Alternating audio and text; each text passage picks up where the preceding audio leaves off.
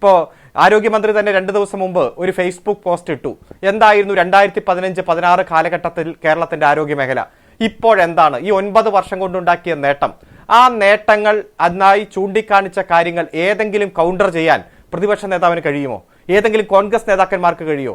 Channel ചർച്ചകളിൽ വരുന്ന കോൺഗ്രസിന്റെ പ്രതിനിധികൾക്ക് കഴിയോ? അന്ന് 0 ആയിരുന്നത് ഇന്ന് ഇത്രയാണ് എന്നതാണ് കണക്കുകൾ സൂചിപ്പിച്ചിരിക്കുന്നത്. ഓരോ മേഖലയിലും ഉണ്ടായിട്ടുള്ള നേട്ടങ്ങൾ, അവയവ മാറ്റ ശസ്ത്രക്രിയ വരെ ഏറ്റവും മൾട്ടിനാഷണൽ ഹോസ്പിറ്റലുകളിൽ മാത്രം നടന്നുകൊണ്ടിരുന്നത് നമ്മുടെ സർക്കാർ ആശുപത്രികളിൽ 20ഓളം വരുന്ന കരൾമാറ്റൽ ശസ്ത്രക്രിയ വളരെ വിജയകരമായി പൂർത്തീകരിച്ചതും ഹൃദയമാറ്റ ശസ്ത്രക്രിയ നടക്കുന്നതും എല്ലാ താലൂക്ക് ആശുപത്രികളിലും സൗജന്യ ഡയാലിസിസ് സെന്റർ പ്രവർത്തിക്കുന്ന തരത്തിലേക്ക് 2025 ഡിസംബറോടെ ഈ നാട് മാറും എന്ന് പറയുന്നതുമെല്ലാം ലോകത്തെവിടെയാണ് നമുക്ക് കാണാൻ കഴിയുക? ഇവിടെ കിട്ടിയ സുവർണാവസരം പ്രയോജനപ്പെടുത്താൻ കോൺഗ്രസ് ചില മാധ്യമങ്ങളും മത്സരിക്കുമ്പോൾ യാഥാർത്ഥ്യങ്ങൾ കണ്ടില്ലെന്ന് നടിക്കരുത്. ഇവിടെ ഈ ഇന്ത്യയിൽ ഏറ്റവും കൂടുതൽ സൗജന്യ ചികിത്സ കൊടുക്കുന്ന സംസ്ഥാനം കേരളമാണെന്നും കഴിഞ്ഞ 3 വർഷമായി ആ നേട്ടം കേരളം ആവർത്തിക്കുകയാണെന്നും കേന്ദ്ര ഗവൺമെന്റ് തന്നെയാണ് പറഞ്ഞത്. കേന്ദ്ര ആരോഗ്യമന്ത്രിയാണ് പറഞ്ഞത്. 12 പേരെ എടുത്താൽ, ഈ കേരളത്തിന്റെ ജനസംഖ്യയിൽ 12 പേരെ എടുത്താൽ അതിൽ ഒരാൾക്ക് സൗജന്യ ചികിത്സ കൊടുക്കുന്ന സംസ്ഥാനമാണ് കേരളം.